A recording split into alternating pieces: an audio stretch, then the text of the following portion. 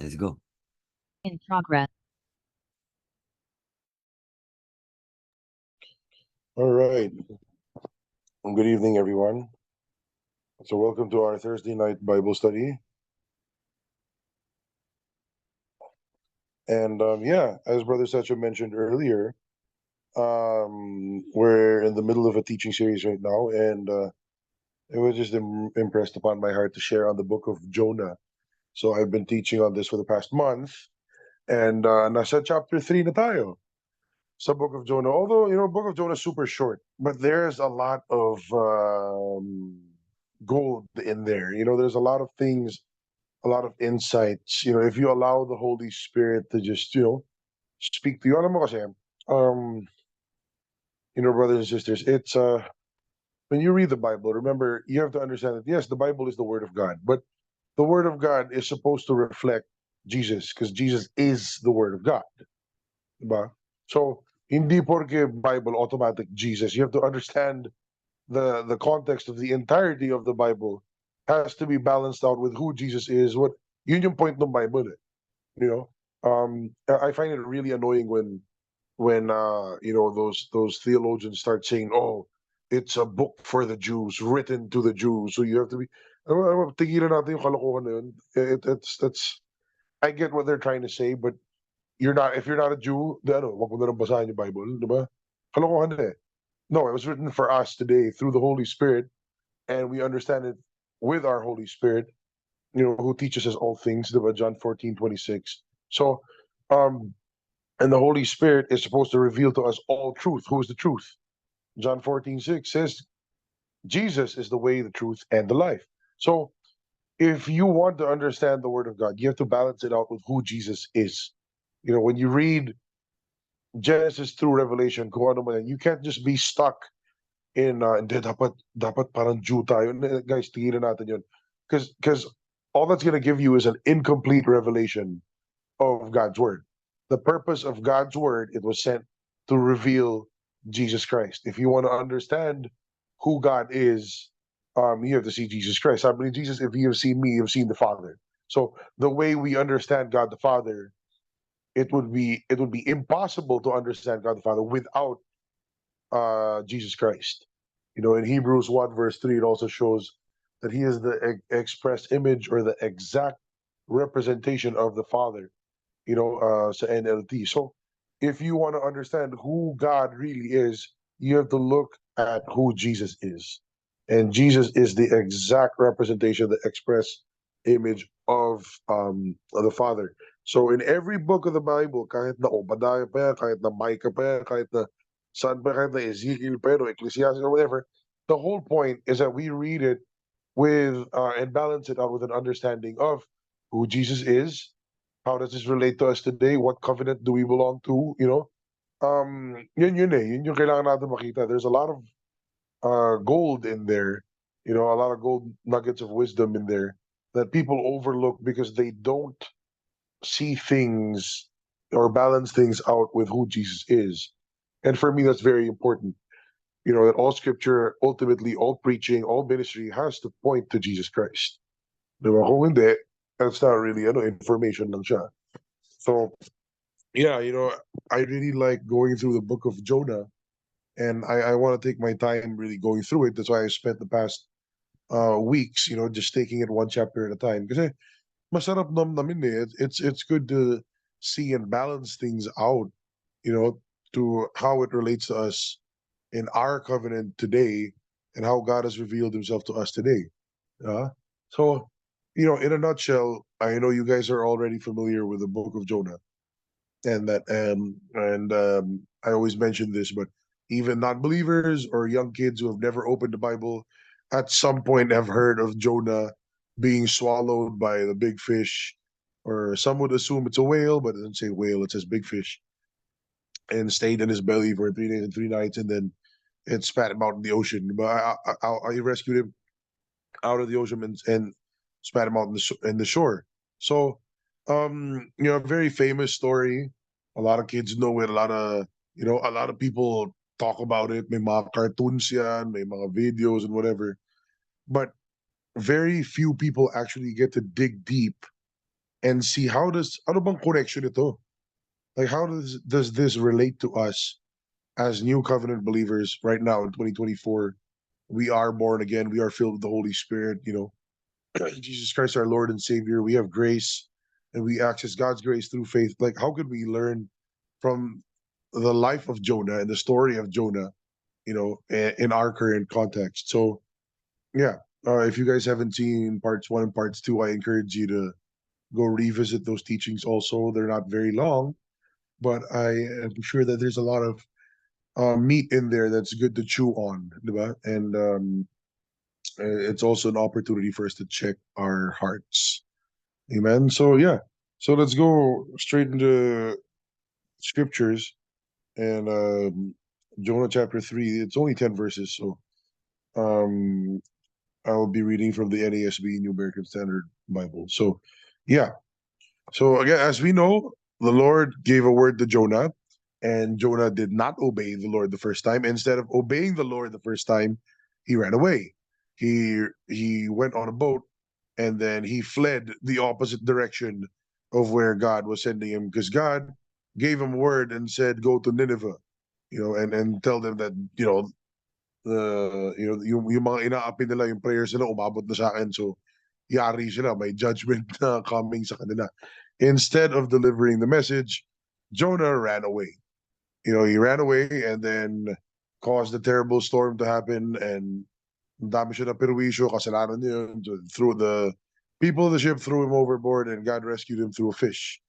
God did not send the fish to punish him. God sent the fish to redeem him. And in the depths of the ocean, in the depths of the stomach of the fish, Jonah cried out to the Lord and repented. So here is his chance for redemption. This is an Old Testament story, so this is an Old Testament dispensation. This was under the law, right? So God was still actively judging sin. God was actively rendering judgment. God had every right to render judgment, or kahit na mga death sentence pa yun, or lamunin ng fire or whatever. God had every right to do that, because the current covenant at that point in time was that if you wanted to access God's blessings, you obey the law. If you did not obey the law, you will face the consequences of God's curses, Deuteronomy 28. If you are a non-believer or a non-Jew, non-Hebrew, you are not protected by God's covenant. And as a sinner with yun nga, yung original sin ni Adam, it would be just for God to render judgment against you. Any pagan religion, any non-Jew, ano sila?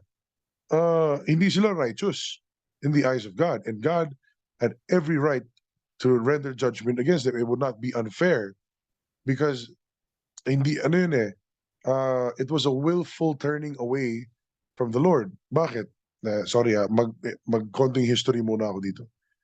Diba? A lot of people would try to argue against the Bible and say, how is it just for God to say that he will render judgment against an entire city, even the women and children? They're innocent.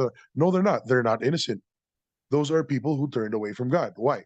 Because at one point in time, there were only 8 people on earth: Noah, his wife, and his 3 children and their wives. Diba?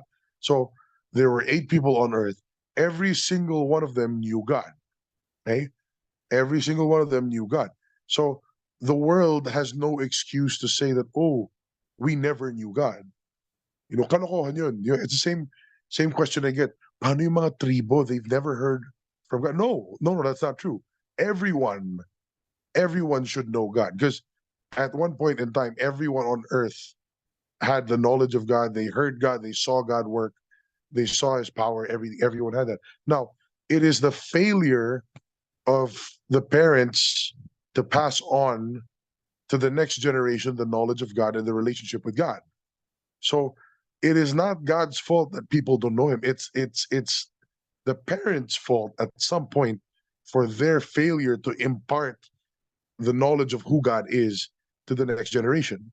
Diba? So parang ano yan eh.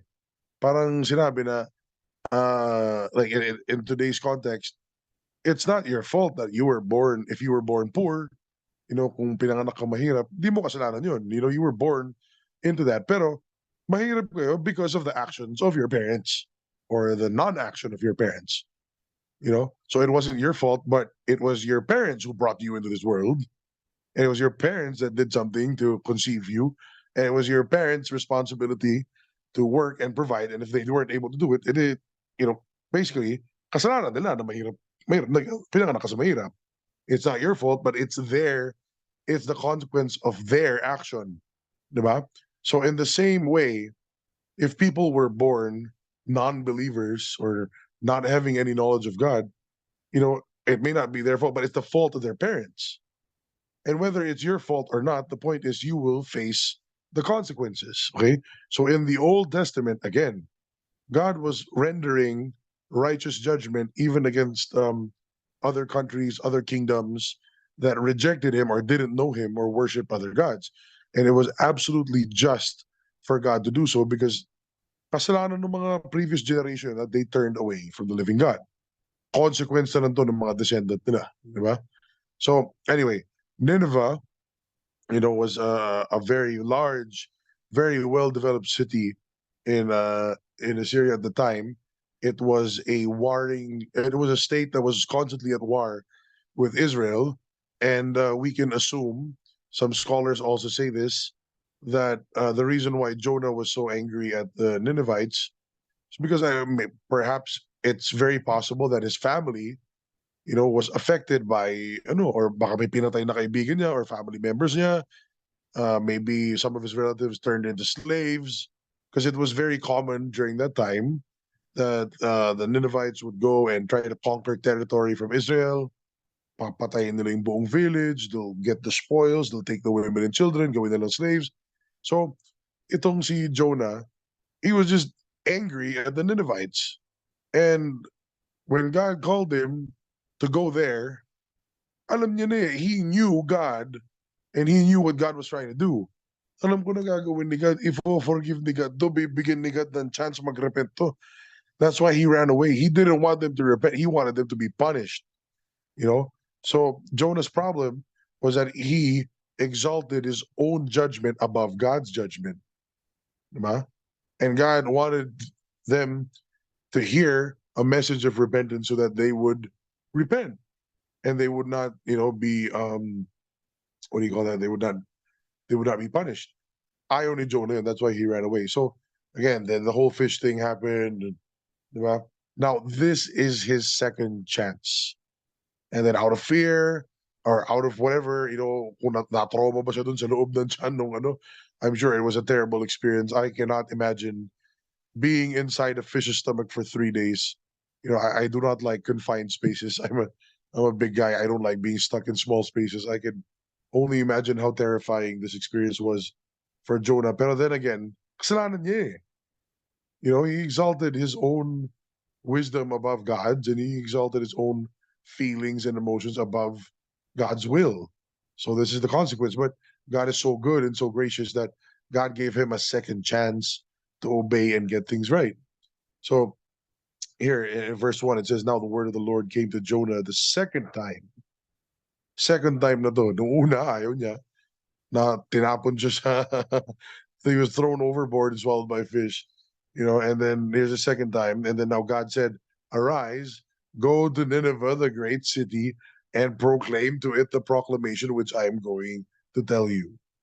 So, one thing that this is a concept that I've been mentioning for the past years. And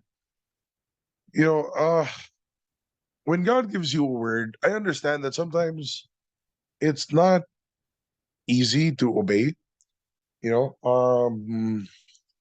Sometimes we feel na parang, Lord, bakit ganito? Lord, bakit ganito?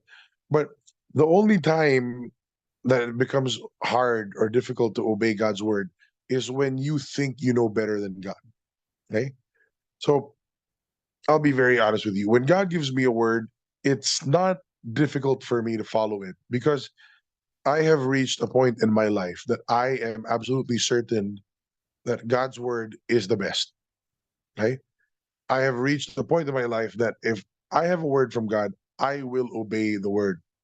I know for a fact that God's word and his will is always good and acceptable and perfect. Okay? May Romans 12:2 yun. The will of God is always good and acceptable and perfect. God will not tell me to do something or give me a word that'll hurt my family or hurt me or hurt the ministry. God will not tell me to do something that is destructive. God will not give me a word that is there to steal, kill, and destroy. God will not give me a word na, hello Lord, bakit ang hirap ito? Hindi. God's word, it will come to me. It may come as a form of rebuke. Sometimes it hurts. Sometimes it feels like a scourging. You know what I mean? Sometimes it makes you really uncomfortable. But ultimately, God's word is always the best. It's always for our benefit. Think about that. Why did God give his word? It's not naman for him, it's for us. It's for our benefit. So when I receive a word from God, I have settled it in my heart a long time. I've settled it in my heart for years.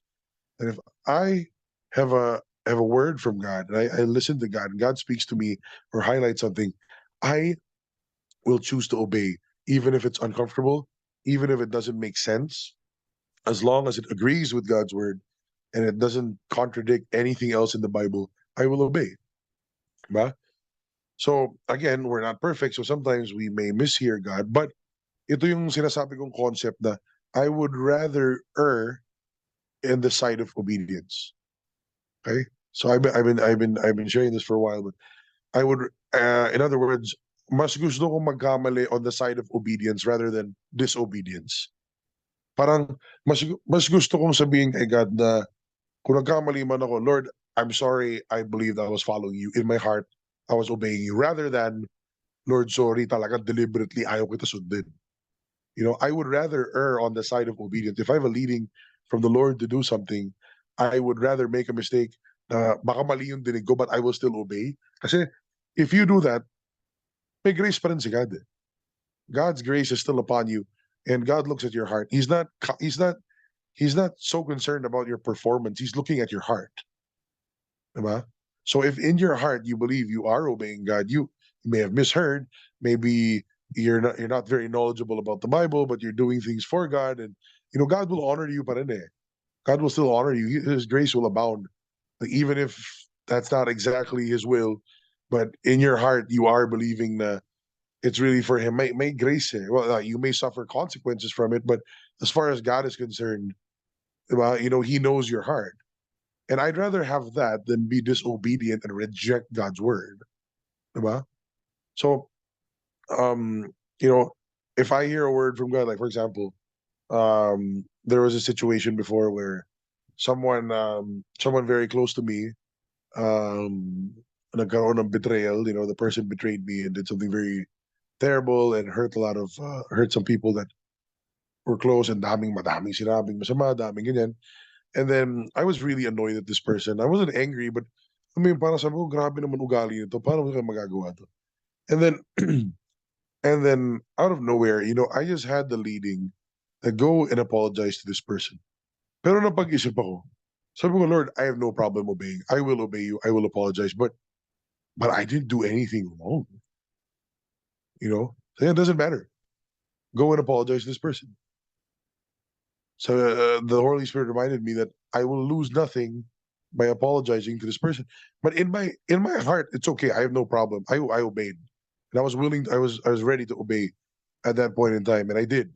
But I did ask the Lord. I said, "Oh Lord, I'll apologize, but I didn't do anything wrong. I really didn't." And he said, "I know, but that's not the point. The point is I'm telling you to apologize." So I obeyed the Lord. And again, my brain wasn't actually agreeing with it, but I chose to obey. And then because of that, because of that, naging maayos yung relationship.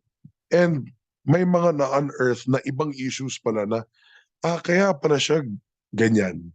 Meron siyang, may wrong information. So I was able to correct that information from that person. So nauna yung sorry ko, diba? To follow yung explanation na, um, actually yung reason kung ba't kagalit ka, actually, totoo lang, mali yung information na ano mo eh. That's not what happened. That's not what was said. That wasn't the truth.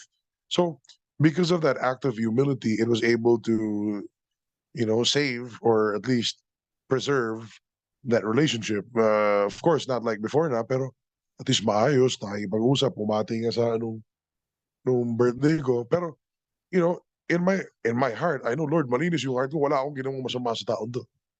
You know? But again, though it may be uncomfortable, though, I didn't think it was important for me to insist that I'm correct. I'll obey God. Pakialam ko kung feeling niya tama siya. It's of no consequence to me what the other person thinks, if I'm right or he's right. It doesn't matter who's right. What matters is what God says. So anyway, I choose to obey God. And going back to Jonah, if you receive a word from God, I encourage you to not take that for granted. you know, what happens if you don't obey? Well, God still loves you. You don't lose your value as a Christian or anything. He's not going to throw a fireball at you. Again, we live in the age of grace. Pero, diba, syempre, we want to please God, not because we have to, but because we get to. He's a loving Father. He's a great God. So ito yung privilege to please Him. So, you know, um, to obey God is also a privilege. It shows our honor for Him and our faith in Him that we choose to believe His word. It's an opportunity for us to express our gratitude. So, di ba, parang mas maganda nandun tayo sa side ng obedience. Pero again, if you made a mistake before, as we all do, and we don't, balik na lang tayo sa Romans 8:1. There's no condemnation for those who are in Christ Jesus. Let's repent, humble ourselves before the Lord, and admit our faults. Diba? But again, I'm not saying I do it perfectly, but I would rather err on the side of obedience. I would always make it a priority to obey the word of God. And when I am not confident, Lord, talaga bang word mo to again, then I give it more time. Hindi naman ako ano. Pero kung talagang klarong kay God yun, I will obey. Diba? So I'm sure this was a very painful lesson for Jonah to learn. Because as a prophet, honestly, I don't really have a verse for it, but you can observe this throughout the relationships of God's prophets with the Lord. You will see that they are very sensitive to His voice. Their relationship with Him is very different from just like any other regular believer. Na ano. The prophets are very sensitive, to the Spirit. They're very open. They're very paano bang maano to? How do I articulate this? Prophets are sa iba, it's a different kind of intimacy with God, different level of intimacy with God. I'm not saying you have to be a prophet to experience that. I believe anyone can experience it, but it just goes with the calling.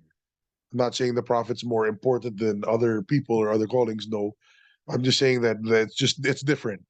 Okay? It's a different kind of relationship with God. So prophets are normally very sensitive to the spirit, both in all ways imaginable. Diba? So itong si Jonah, I'm sure ang bigat nung nangyari sa kanya. I'm sure it hit him really heavy when he ran away from the Lord and the storm came, he got tossed overboard, he was swallowed by that fish. I'm sure this time around he was like medyo may ano pa yan, medyo heavy pa sa heart niya yung okay, I'm not gonna disobey God. you know. So, just a reminder for us new covenant believers, it's always better to be on the side of obedience. Even if you're not 100% on, I'd rather obey the leading of the Lord and just learn from it after.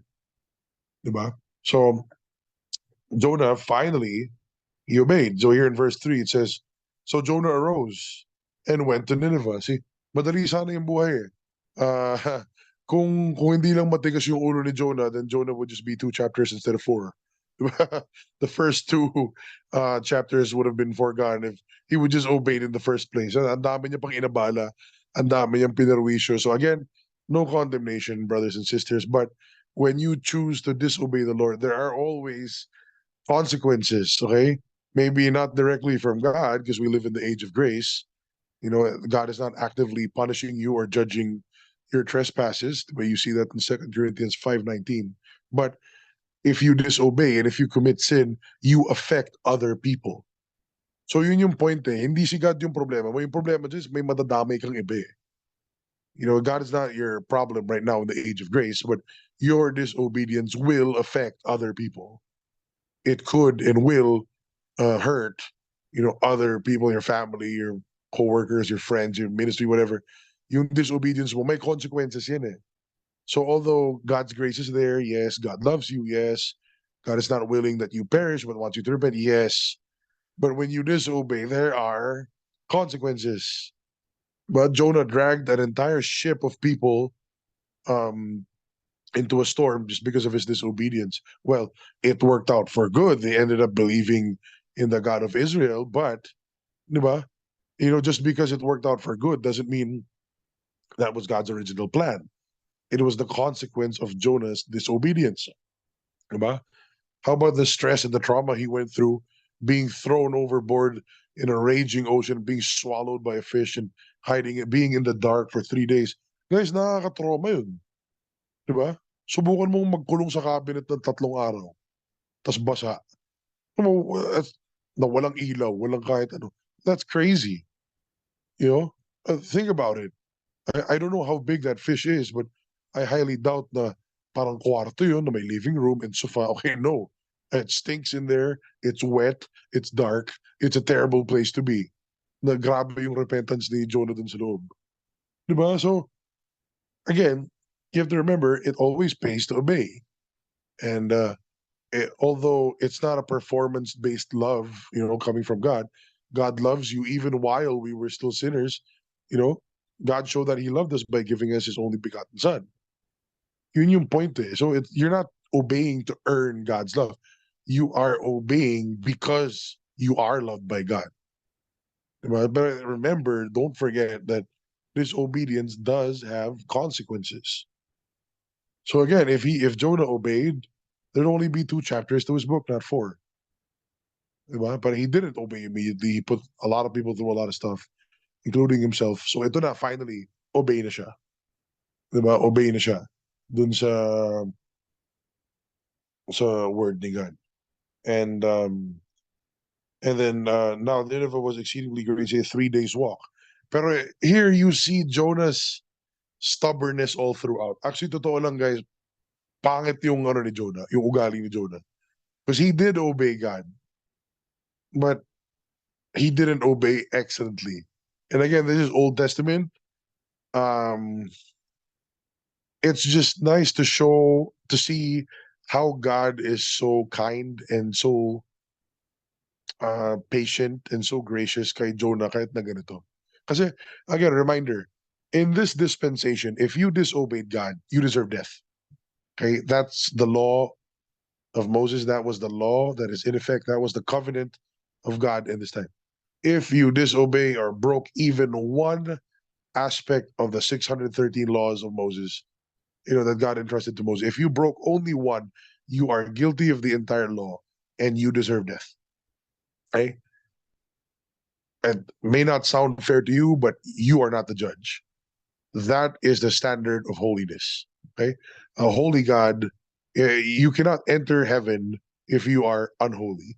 Only a holy person or holy being can withstand the presence of a holy God.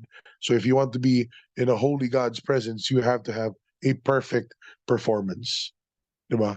So under the law, if you broke one law, legally speaking, in as far as the righteousness is concerned, it is within God's righteous judgment to render judgment to whoever disobeys Him. May karapatan siyang patayin yung taong yun and hatulan ng kamatayan. That's the word condemnation. So obviously today we don't live in that covenant. Today, Jesus was the one who paid for the penalty of sin with His life so that we can enjoy His grace today. Di ba? Pero ito nga sa point in time na to, nag-disobey na si Jonah. Pinagbigyan na nga ni Lord si Jonah. So, sige, okay, told him the second time, go preach to them. And the entire city of Nineveh was so big, it's a 3-day walk to get around the city. Di ba?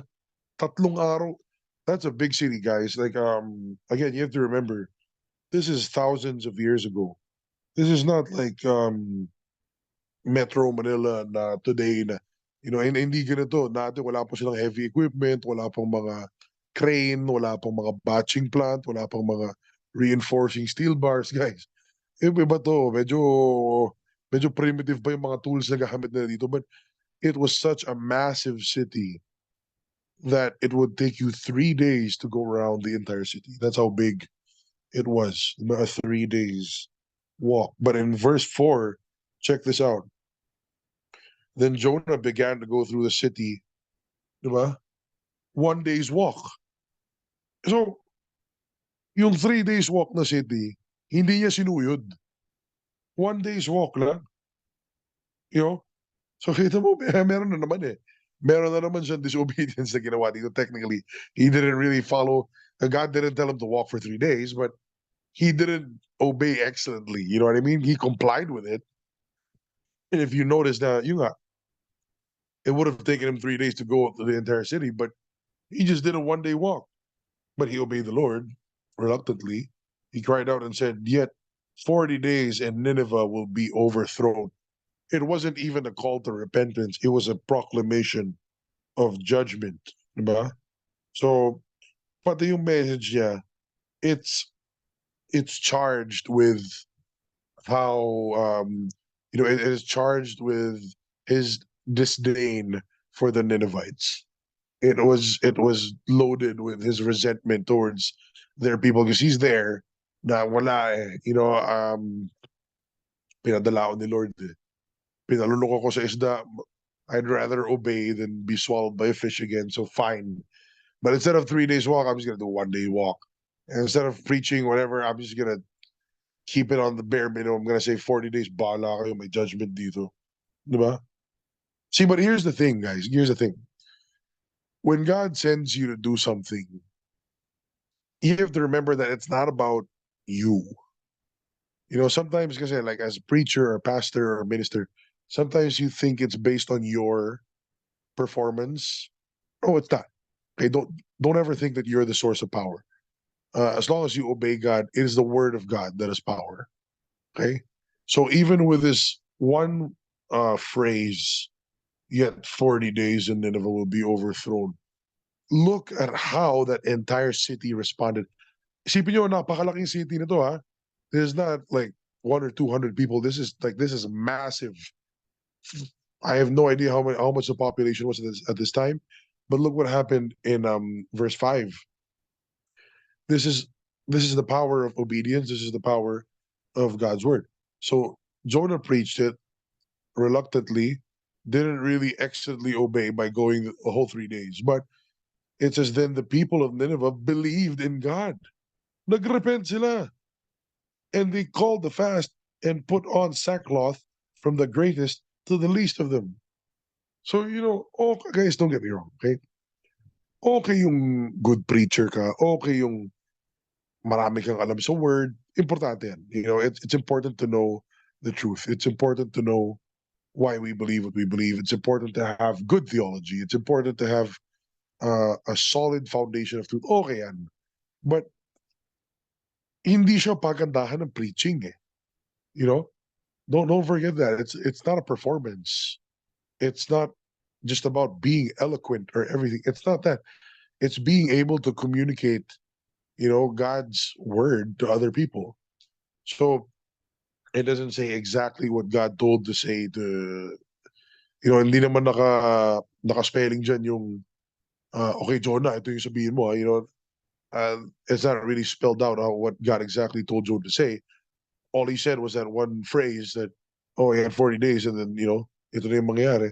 But that was enough to call everyone to repentance from the greatest to the least. You have to remember, brothers and sisters, these guys, they are Assyrians. They are not Jews. They're not Hebrews. They're not part of God's covenant. They're not believers of Yahweh. They're not descendants of Abraham. They're not, descendants of Moses or whatever. Diba? Hindi sila kasama dun eh. Wala silang blessings and curses ng Deuteronomy 28. Hindi sila kasama dun. But when the word of God was preached to them, it moved so powerfully in everyone in the city, from the richest to the poorest, from the greatest to the least. And they fasted and put on sackcloth, all of them, without exception. Natakot sila. They believed God. An entire city of evil pagans and non-believers and murderers of God's people, an entire megacity of those evil people believed God because of one phrase spoken. Guys, yan yung power ng word of God. Do not underestimate the power of the word. It's not your power. It's not porque magaling ka mag-English. It's not porque makata ka mag-Tagalog at alam mo lahat lang talata at 'di ba kung nagtatalumpati ka tunog King James na napakaganda. You could embellish all the whatever, all the words and make it sound so highfalutin and flowery and whatever. But it's not about that. It's about the power of the word of God. 'Di ba? So I know that among this flock, among this group, like all of you guys listening right now, whether you're listening to me via Zoom or maybe watching this at a later date online, I know God is raising up leaders here. I know God is raising up preachers and pastors here from among this group. I know that God's building you up. He's lifting up prophets here as well, and I'm excited for you. But don't you ever forget that it's the Word of God that's alive and powerful. It's be faithful, be equip yourselves. You know, um, Develop your skill sets. Be a good communicator. You know, be um, be intentional about having other people understand the message. Okay, yan. Take all necessary steps to ensure that you're a better communicator. But it's not, the power is not from you. The power comes from God. It's His word. Don't underestimate God's word.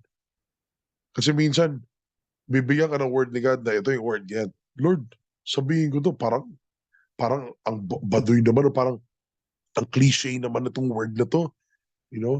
Parang sobrang basic naman ng verse na yan.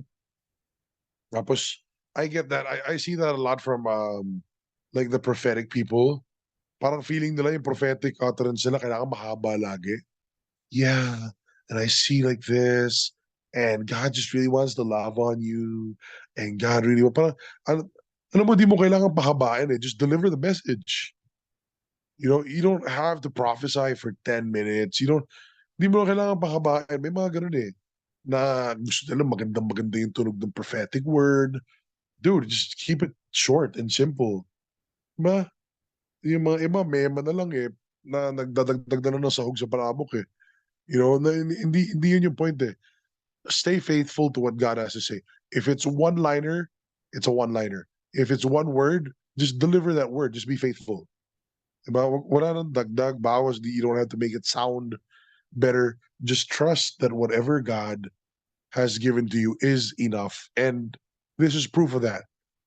Jonah did not preach a powerful and resounding message. He didn't call everyone to the city center and said, "Thus saith the Lord." Hindi siya nagtawag ng fire from heaven to show a great display. Hindi siya nag-exercise ng mga spiritual. No. He didn't. He preached a very plain and a very simple message. It wasn't even preaching. It was more of a proclamation of judgment. 40 days yari kayo. But that was enough to turn an entire pagan megacity into a city of believers of God. So, again, reminder lang sa mga kapatid ko dito na I know God is using a lot of you as ministers now. You guys are being equipped. Don't ever lose that. Don't ever forget that. It's not about you. It's always about the word of God. Be faithful. Don't try to sound cool. Don't try to sound, pa-special or whatever. Just be faithful to what God has deposited in your heart. Yun yung i-share mo. Stick to scripture, stick to verses. Less mistake yun kapag scriptures yung pinangahawakan mo, and pray for wisdom how to deliver it. Diba? Amen? So, yan yun. Isipin mo. Old Testament revival in a town of non-believers who kill God's people. So, this is an amazing display of the power of God's word. Amen. So let's move forward. In verse 6, you'll see here it says, now when the word reached the king of Nineveh, he arose from his throne. So ito si king na, laid aside his robe from him, covered himself with sackcloth, and sat on the ashes.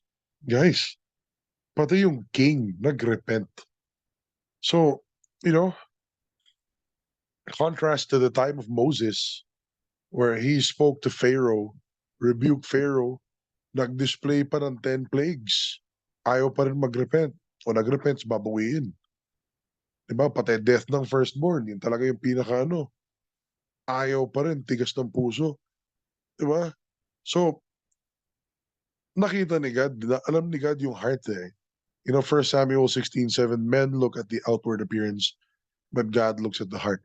God called Jonah, you know, because God knew the hearts of the people from Nineveh, that they were doing something wrong. But if you called them out on their sin, if you called them out on their wrongs, they're going to repent. Even the king. Diba? Hindi bad yung king kasi nagrepent eh. Sino ka? Remember, during this time, guys, yung mga kingdoms dito, labanan ng gods to eh. Yung isa, God nila si Molech, yung isa, God nila si Baal, yung isa, God nila si Ashtaroth, yung isa, God nila si ganito. Tapos, whenever countries would go to war, it would be a victory for the gods. It's a battle of the gods. You know, that's why you see that Israel today is still a country and they're undefeated. You cannot, you know, they're surrounded by so many countries of Islam. Israel has such a tiny landmass. People from all over the world are persecuting them, yet they still can't extinguish the fire of Israel. Why? Kasi labanan ng Diyos to eh. There's only one God. You know? Eh yun eh, chosen people sila eh. So hanggang ngayon nandun si Israel, that is proof, you know, the power of God. So anyway, if the if countries were to fight countries before, it would show that whose God is stronger. Diba? So now you have this entire country who worship a different God. I forgot kung sino yung God ng Nineveh, kung sino yung worship nila. But again, when they heard the word of God through Jonah, the word of the God of Israel, nagrepent sila, pati yung king. The king didn't insist on his own God. The king didn't insist on sacrificing to their idols. No, the king humbled himself and covered himself with sackcloth and sat on ashes. This is an expression of repentance, diba? And not only the king, again, it says from the greatest to the least. So in the next verse, in verse 7, you'll see it says, and the king issued a proclamation. Gumawa siya ng batas. It said, in Nineveh, by the decree of the king and his nobles, do not let man, beast, herd, or flock taste a thing. Do not let them eat or drink water. Guys, king's proclamation to anyone who would break this would be put to death. Diba? But both man and beast must be covered with sackcloth. Let the men call on God earnestly, that each may turn from his wicked way and from the violence which is in his hands. See, kasi madaming pinatay itong mga Ninevites dun sa Israel. They knew they made a mistake. They knew the superiority of the God of Israel. They knew the power of the God of Israel, and they feared him, and they repented. So, hey, couple of things I want to know. This revival, this mass revival of repentance, non-believers coming to the Lord, turning from the way, repenting, and all that. This was accomplished at the hands of a stubborn, disobedient Jonah. This was delivered.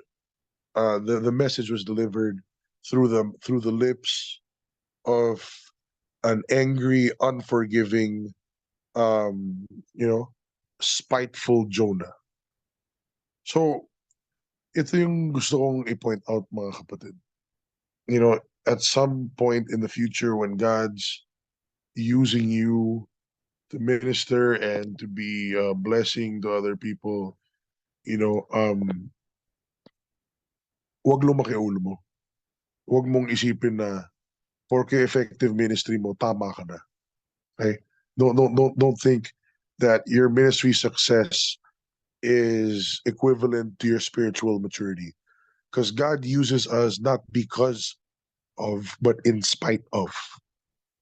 God uses us in spite of our failures, in spite of our shortcomings, in spite of our mistakes, in spite of even our sinful acts. God can still use us to reach His people and to accomplish His goals.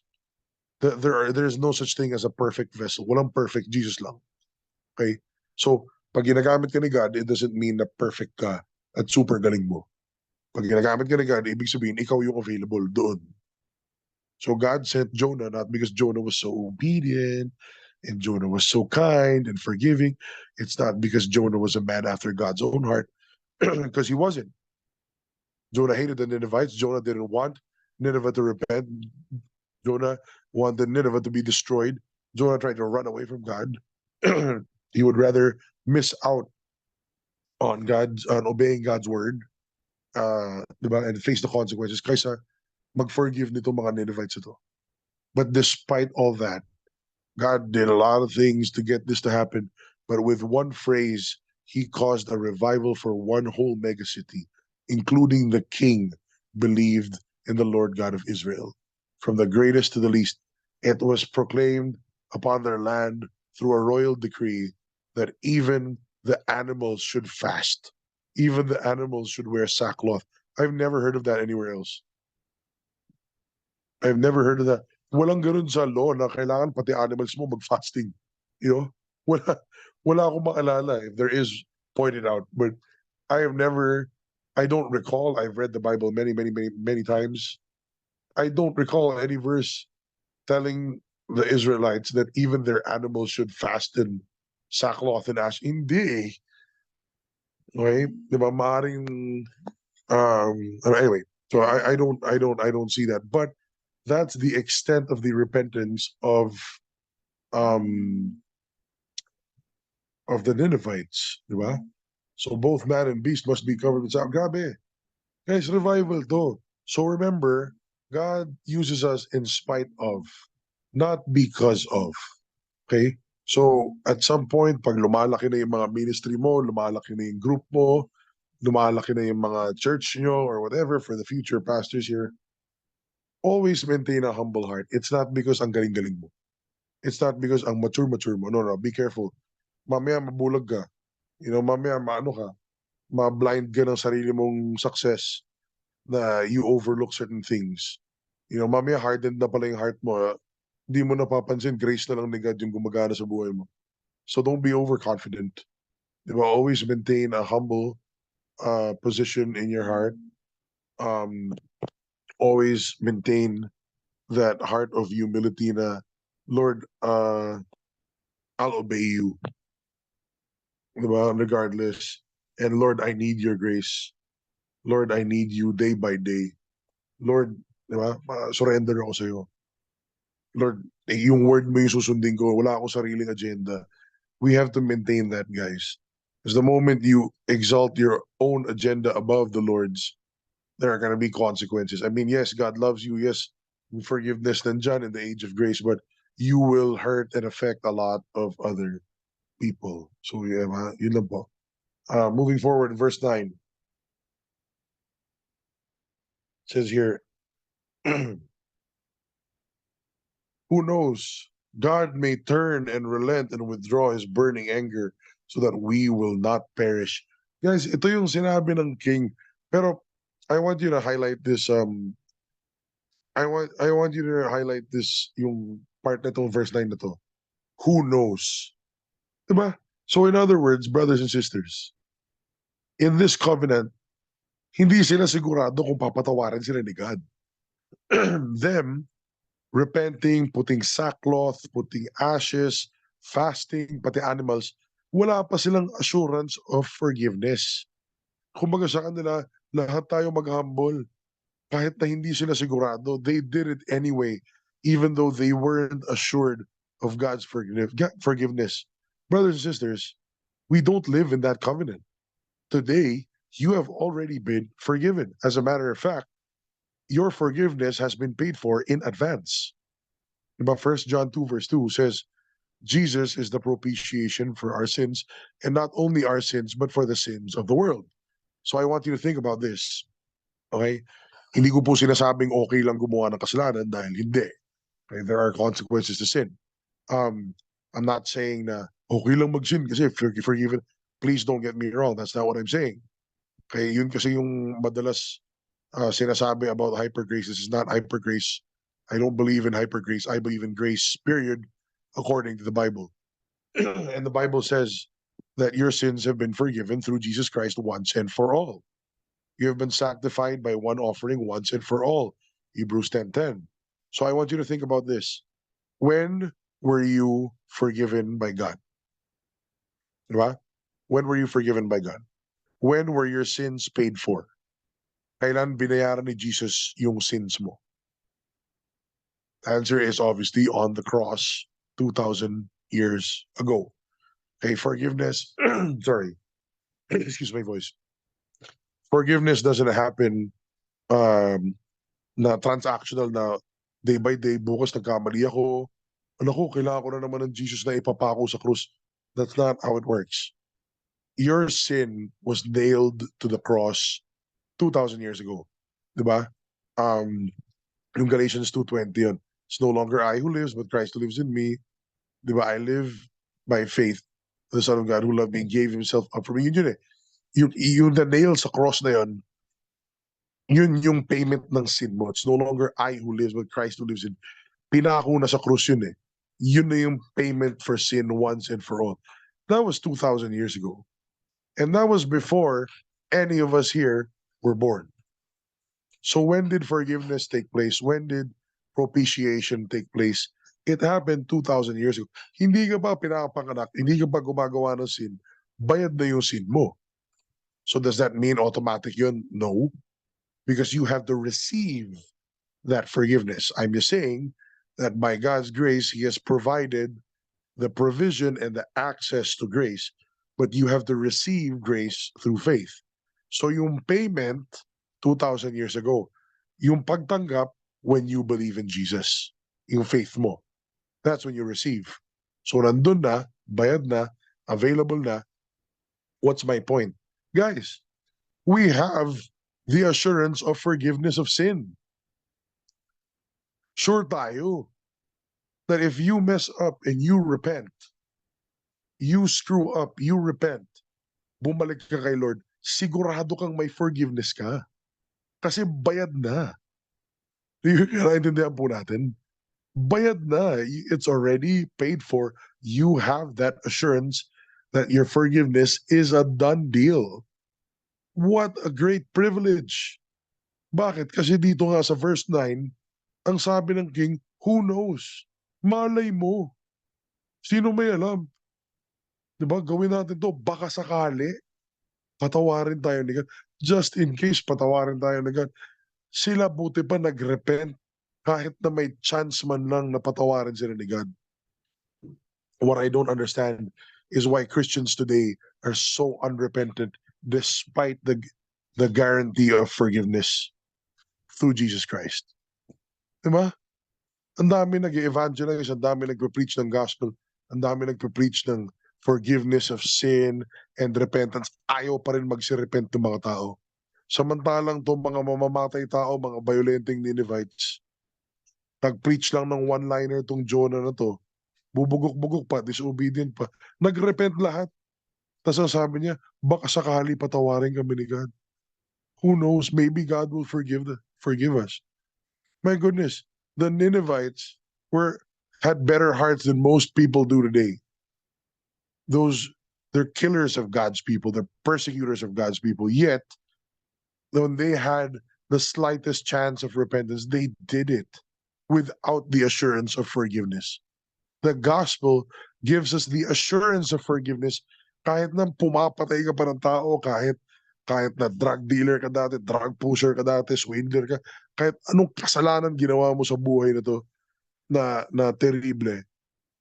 Brothers and sisters, if you repent and turn to the Lord now, you are forgiven. Matter of fact, God paid for that forgiveness 2,000 years ago. It's an advance payment, but you can claim it right now. And when you're forgiven, you stay there. You are sanctified once and for all. Guys, ang ganda ng covenant natin compared to what they had in the Old Testament. What we have today is amazing. The Jesus that we have today is he's amazing. So I don't understand why so many Christians are obsessed with nagfi-feeling mga Jew, nagfi-feeling 13th tribe, gustong sundan yung Old Testament, bawal yung ganito, bawal yung ganyan. Nagsiraan ng ulo yun, guys. It's insanity to revert to the law when you live under grace. We have a better covenant with better promises today. Diba? So learn to appreciate, again, what we have through Christ when you go through Old Testament scriptures like this. Amen? Let's go to our last verse for this evening. It says, and here in verse 10, it says, this is what I love about God. He's so good. And again, this is Old Testament. A lot of people say Old Testament God, such an angry God. He throws fire and swallows people up in the ground. God renders righteous judgments, Old Testament. Pero his heart remains the same. Just because he rendered judgment, it doesn't mean he has pleasure in the death. Actually, he says that in the book of Ezekiel that I do not take pleasure in the death of the wicked. I want to see them repent. Diba sabi niya, kahit yung wicked, ayoko mamatay. Old Testament yun, Ezekiel yun, ha? Hindi lang 2 Peter 3:9 yun. That's Ezekiel. I forget which chapter, kung 37 ba or 27, but somewhere there he says that I do not take pleasure in the death of the wicked. I want to see them repent. Diba? And come to me. Yun. So this is the God of the Bible. He is the same yesterday, today, and forever. And you will see that verse 10, when God saw their deeds, that they turned from their wicked way, God saw their hearts. God relented. God relented concerning the calamity which he had declared he would bring upon them, and he did not do it. Kasi nagrepent sila. So again, from the mouth of someone imperfect to an imperfect people, God's grace abounds. This is the God we serve. He's a good God. Go fix your perspective of God. Kung feeling mo kakalaban mo si God, you have to adjust your theology. If you think God is your problem or God is the source of your grief, you have a wrong understanding of God. God is a really good God, and he loves you. He's very patient. He's forgiving. He's gracious. He doesn't want any of us to be destroyed, but he wants all of us to repent. Diba? So, ito yung heart niya eh. So, yeah, anyway, ang dami tayong napag-usapan, dami tayong topics na na-touch tonight, but I really pray that this ministered to you. I don't know which part of which, because every verse, there's just so much that goes into it. And again, guys, this is the book of Jonah. I've read through this book so many times, dozens, if not over 100 times. I don't know. Ang dami ko nang binasa dito. But when I revisit it like this, ang dami ko nakikitang bago. Tapos lalo ko na-appreciate yung love ni God. Lalo ko na-appreciate si Jesus. Lalo ko na-appreciate yung grace na meron natin today. Ito yung sinasabi ko sa start the message na when you go back to other parts of Scripture, always balance it out with who we are in Christ, who Jesus is today, and who Jesus is, who we are today because of Jesus and what we have in him and in his grace. Amen. God is a good God. It always pays to obey. Don't be overconfident. Pag ginagamit ka ni God, remember, it's about his word, not yours. It's not your performance. Even though obedience is a good thing, again, don't let it get to your head na ang galing-galing mo. Just be careful. And don't ever underestimate the power of God's word. You don't have to, make it all flowery. Di mo kailangan magtunog. Di mo kailangan gayahin yung mga boses ng mga favorite preacher mo. Di mo kailangan magtunog Bethel pag nag-English ka. You don't have to put on a fake accent or whatever to stop it. Diba? Just be faithful to whatever God has given you and deliver the message faithfully. And I promise you, it will have an effect on people. People will be blessed. People will repent. People will be edified if you are faithful to deliver God's word. It always pays to obey, and God is pleased with our obedience. So, amen. So that's what I have for you guys tonight. I pray that this message ministered to you. If you came in late, I encourage you to go revisit the recording of this when it's up. And if you haven't heard the first two chapters, the first two parts of this teaching series, I encourage you to go revisit that as well. So yun lang po. Maraming salamat. We can take a few questions tonight.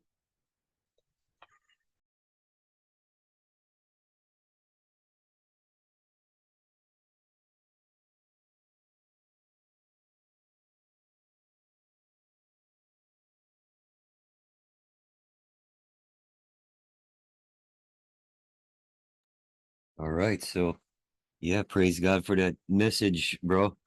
It's really reminding us that, you know, if you haven't repented of a sin or whatever, you know, it just takes, you know, you just need to repent.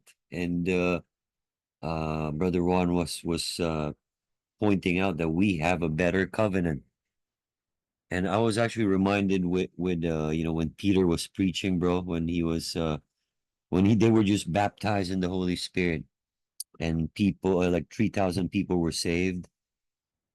And you know, the people were starting to wonder, okay, what must we do, right, in order for us to be saved? And Peter said, repent and be baptized. So yeah, well, we got some you know, this is a time for questions and answers, and we got Sis Navi with a question here, but it might not be related to the topic. It's about a curious question on who wrote the book of Hebrews. You want to answer that, bro?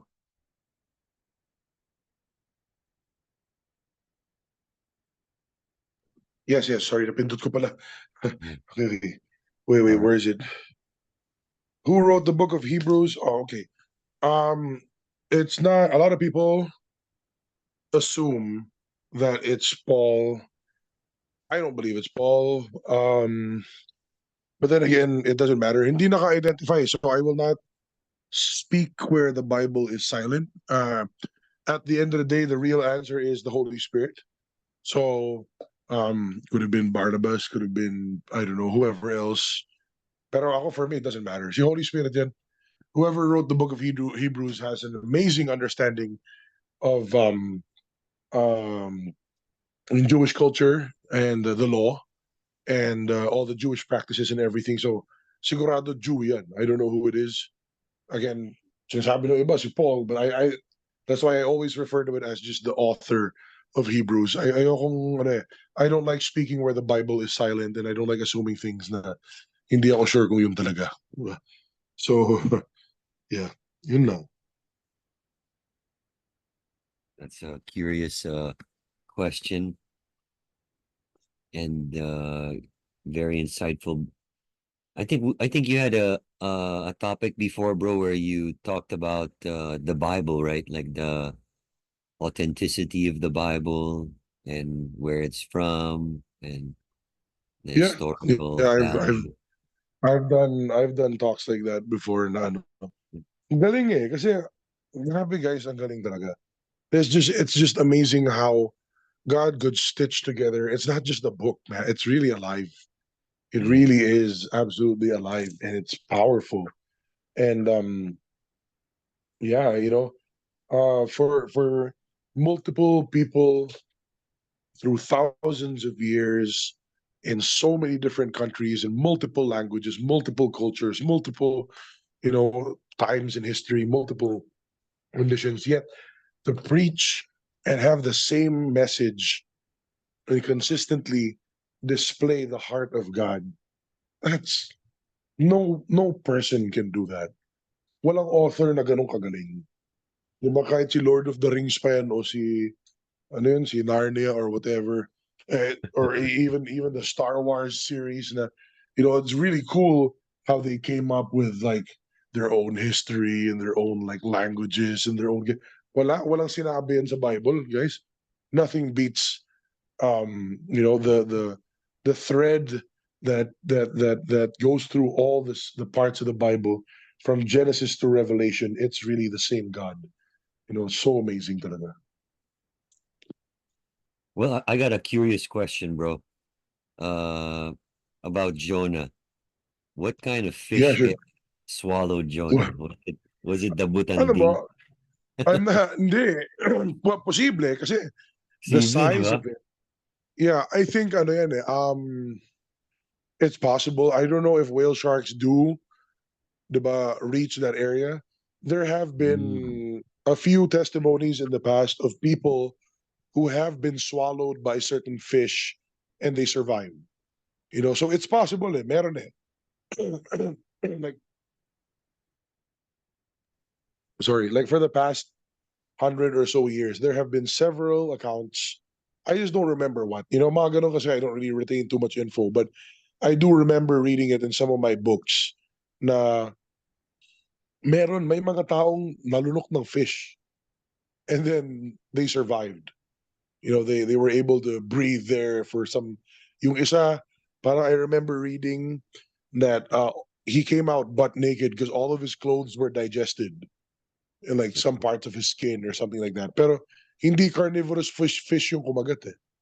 And we don't know, man. Remember, the yeah. ocean is not entirely explored. You know, there's Yeah. a lot of stuff down there that we don't know. So di natin alam kung may tinawag bang special fish si God galing dun sa baba. Di ba? Hindi, hindi ko alam eh.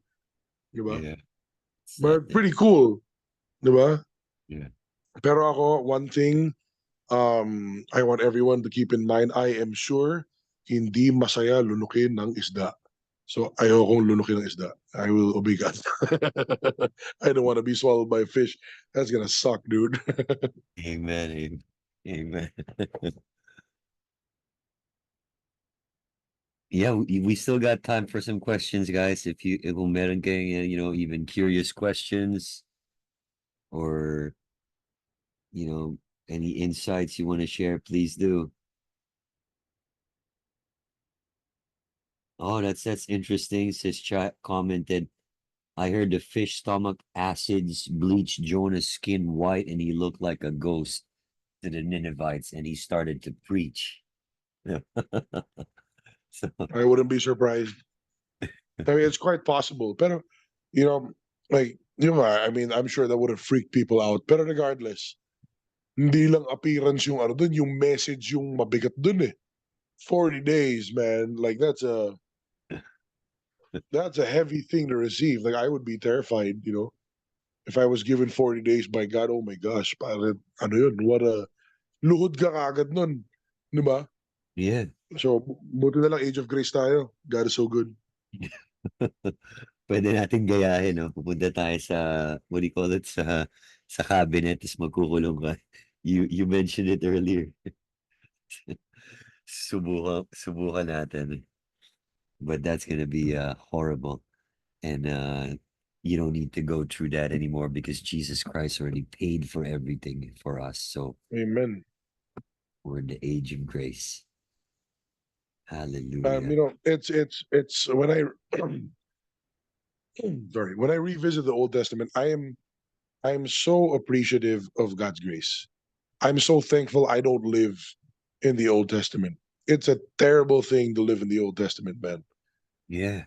You know, so I'm so thankful that despite my many failures, ito, share ko lang sa inyo konti, okay? Yesterday, I had a series of business meetings and nag-site visit kami, medyo malayo. So, I was in the car for a really long time with a few, business associates na they weren't really Christian. They're not really believers, but but I got to minister to them for hours, being in there. And so parang curious sila, parang how did you end up the way you are? So I started sharing my testimony in detail, about some of the stuff I did before, yung mga ganyan. So they were shocked na parang what? How is it possible to be a person like that and then now be preaching the Bible? Parang how does that work? Diba? So man, I just got to witness to them and they had no choice but to listen kasi one car lang kami. Yeah. Diba? Pero dude, when I was talking about yung mga stuff in the past and everything, naiiyak ako kasi grabe yung grace ni God eh. Like I told them, guys, I am a recipient of grace. I do not deserve the forgiveness that I received. Yeah, and for me, that was really humbling. It was really but it keeps me grounded to realize that I don't deserve that. I really don't. I did not deserve any of that. But God gave his grace anyway. Ganun kabait si God. So I'm just so thankful and appreciative of the new covenant that we have in Christ. And I'm so thankful and appreciative that I don't live in the Old Testament. Kasi kung sa Old Testament ako, siguro mga 300 times na dapat ako na stone to death o nabatuhan ng fireball. Parang wala na. So, thank you, Jesus, for your grace. Thank you, Jesus, for your grace. Hallelujah. Actually, naalala ko nga, I used to think, oh, well, we got a curious question here from Sis Mai. Why didn't Jonah want to go to the point of disobedience? Was it fueled by fear due to the rep of the Ninevites, or was there anything personal to him, or he was just being stubborn? That's a Parang- super good question, and I have a good answer for that too. You know what? To be honest, brothers and sisters, we Christians today, we're still guilty of this. You know, we disobey God, but then we try to Christianize it or rationalize it to make it a lesser sin. Okay? Diba? Parang, ano ba to? Like, we do things na alam mong hindi pleasing kay God, pero ilulusot mo na lang somehow para hindi naman siya total disobedience, pero sige. Alam mo yun? So, yung nga eh, that's not how sin works. You know what I mean? Sin is sin. Actually, the standard of sin, it's crazy. Because the book of Romans shows you whatever is not of faith is sin. So hindi dapat tayo sin conscious. Obviously, we should be Christ conscious, not sin conscious. But all I'm trying to say is that, guys, wag na natin lokohin sarili natin. Diba? Don't try to Christianize or try to skirt around things na um sige, hindi ako directly mag-obey, but I'll kind of do something else. Tapos magpapalusot na lang ako pag nahuli ako. Alam mo yung mga ganun? I'm sure everyone knows what I'm talking about because we're all guilty of that to some extent. Diba? Na there's something that you shouldn't be doing, but then you continue to do it, and then you just kind of justify it by, you know, Christianizing some stuff and some aspects to it. Diba? So yun yung problem, and minsan malakas yung flesh, minsan nagdi-disobey tayo, pero takot din naman talaga tayong blatantly kontrahin si God kasi alam mo mali. So, I think, I don't know what's better. I don't know kung mas okay bang hardened yung heart mo or inuuto mo sarili mo. Yeah, I don't know. Both are bad, obviously. I don't think there's a better one. Both are bad, but diba? It's the best to obey talaga the Lord. Pero yun nga, kaya importante yung accountability. Because we can call out each other's hypocrisy. Diba? Yung mga attend ng group, attend ka ng ganito, attend ka ng ganyan. Alam mo naman, hindi ka nabe-bless. Alam mo naman, wala kang pakialam dun sa tinuturo. Cute lang kasi yung isa, medyo type mo, kaya gusto mong ano dun. Pero sige, attend lang. Pag tinanong ka, kumusta yung group? Ah, yeah, good. I'm growing naman spiritually. Sinungaling. You know what I mean? It's small stuff like that, guys, na, you know, minsan inuuto natin sarili natin, pero in reality, hindi si God yung ginagawa natin dun eh. Diba? So, anyway, point ko lang, be careful. Don't deceive yourself. If you deceive yourself, that's a terrible thing because people who are deceived do not know that they're deceived. People with hardened hearts do not know that they have hardened hearts. So let's keep each other accountable. Let's diba? Let's be careful na may nagtanong sa akin many years ago, bro, ano yung sin na okay lang kay God? So kung hanap na tanong yan, hahanapin mo yung pinaka-maximum tolerance tapos sasagarin mo. Parang nakakatakot yun parang hindi ka yata repentant dun. Okay, number one, walang sin na okay lang kay God. Di ba yung parang, okay lang ba yung gumawa ng parang Hindi yun yung issue. Yung issue is yung heart mo gusto pa rin gumawa ng mali. So you're looking for the line between legal and illegal. Alam mo yun? Na hanggang saan ko ba pwede gawin? Hindi yun yung issue. Yung issue yung heart mo gusto gumawa ng mali. You know, that's the problem. So that was Jonah's problem too. He was trying to skirt around it when it was really just plain disobedience to the Lord. Diba? So yun lang. Guard your heart and I just keep wanted to yourself. add there, Go bro, ahead. because it's different. For everybody else, it's different acts of obedience, diba? It's not one and the same, Oh yeah. diba? Yeah. Don't get me wrong, guys. Iba naman yung ano. Kasi may kanya-kanya tayong, relationship kay God, kanya tayong ano. But I mean, the word is the word. Obviously, the word is the standard.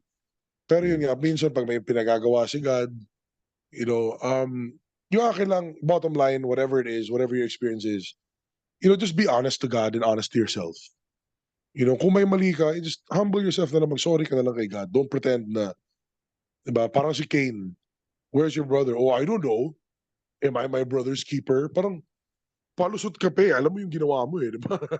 Huwag mo nang ano yun eh, di ba? So, yun naman, yung heart natin, remember, God knows our hearts. We can't hide anything from Him.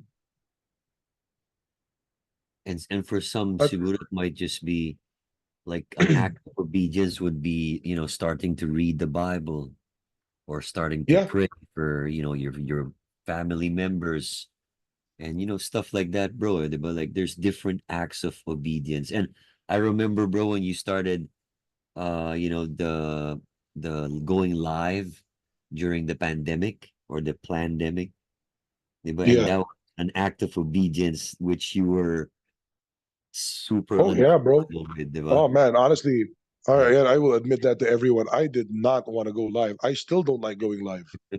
I don't And like being we on were camera. we were talking about that like years before pa, diba? Like even, Yeah, you we know, were talking about that years before, and I was yeah, putting it off. yeah, I was, I was honestly, I was skirting disobedience. Not disobedience siya to the, ano, nagde-delay ako.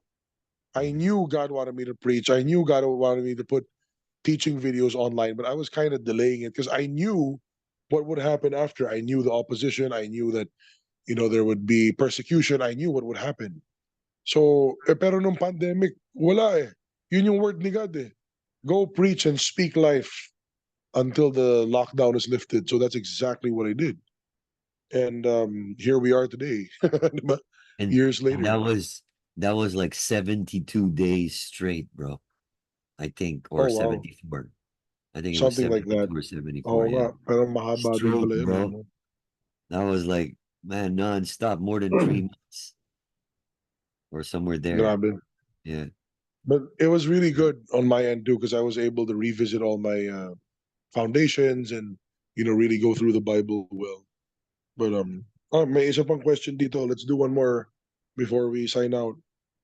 It says here from Harold, if Jonah still insists to disobey God even after getting eaten by the fish, would there be a consequence waiting for him? Okay, so there's two ways to look at this. Okay, number one is the perspective of the law and the covenant. Okay, so according to the law and the covenant, if you disobey God, if you break His word, yes, absolutely, there will be a consequence. And if God would have issued a consequence to Jonah, it would have been warranted. If He rendered judgment against Jonah, then the book of Jonah would take a whole different turn, diba? And it would be a book about obedience and not about patience and long suffering and forgiveness, diba? So you have that one angle. But we have this other angle where God's heart was to save Nineveh.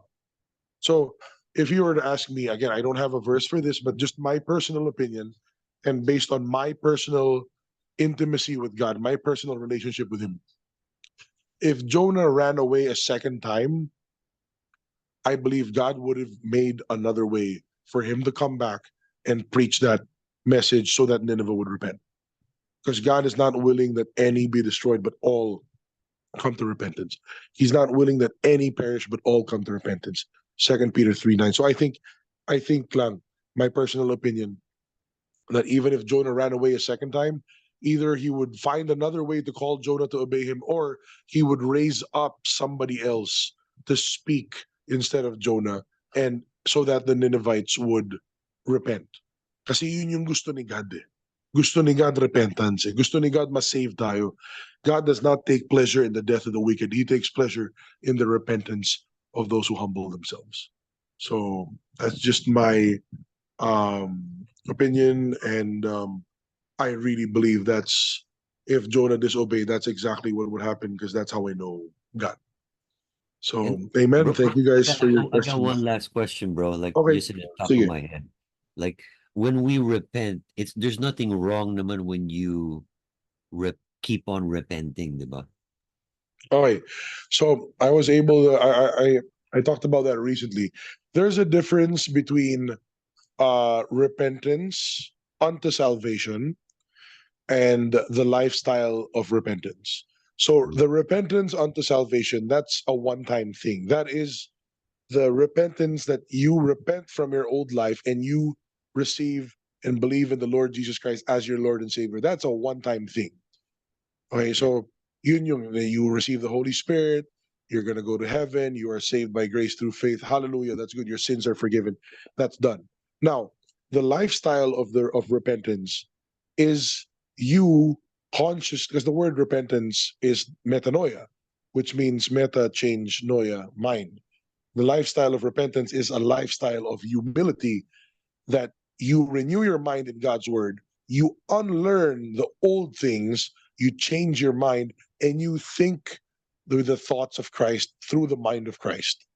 Yun na, ito pala yung mali nung dati kong mindset. Now, I will replace those things with a renewed mind. I will think with the thoughts of God. I will think with the mind of Christ. My foundation is now the word of God instead of my own personal feelings or my old belief system. Yun, pare, kahit araw-araw ka mag-repent ng gano'n, walang problema. Now, one last thing. Confession is not the same as repentance. You can confess things, but at the same time, still not repent from them.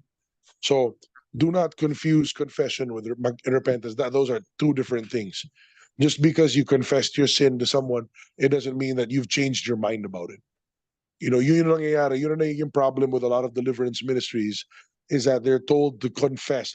I repent of smoking cigarettes. Oh, I repent of adultery. No, you're not repenting from it. You're just confessing it. Yung repentance is not something verbal. Repentance starts from the heart and the mind, that I'm going to turn away from this. This is not me. That's not my lifestyle anymore. I say no to that with all of my being. You know repentance. And then you confess with your mouth. So, yun lang. I just wanted to clarify that. Yung repentance unto salvation, yung lifestyle of repentance, and the difference between confessing and actually having a heart and mind level repentance. So yeah, I hope that helps. That was really good, bro. Well, I think we're just about time, and it's always good to make room for question and answers. We get a little bit more wisdom from that, and I pray everybody was blessed. I pray everybody's just opening their hearts to the Word of God, and let's just join our hearts together and thank God for giving us this time, and let's just, Father, we just come before you to honor you, Lord. We take this time, and we thank you for everybody here tonight. We thank you, Lord, for your word. We pray, Father, for, Lord, whatever the word that has been preached will remain in our hearts, and it will continue to bear fruit in our lives. And Father, I thank you, Lord, for my brother, that you continue to stir up, Lord, the good work that you have done in him. And I pray, Father, that an abundant harvest is already here. We pray, Father, for, Lord, wherever the word is preached, signs and wonders will manifest. And we declare, Father, just authenticity and abundance in each of our lives, abundance of love, of joy, and let prosperity take place in each area of our lives. So, Father, we thank you for giving us this Thursday night, and we pray that you continue to help us build the foundation in your word. And we thank you for your Holy Spirit who continues to help us, who continues to guide us, counsels us, strengthens us, and fills us, Lord, with revelation. We thank you, Lord, that there is nowhere else to go but up, and that's to know you more, Lord. We give you praise, we give you glory, we give you all the worship. In Jesus' name we pray. Amen. Amen. Thanks, Amen. bro. Thank you, Good night, Yes. everyone. Thank you. Good Good night. night, everyone. God bless you Thank guys. you.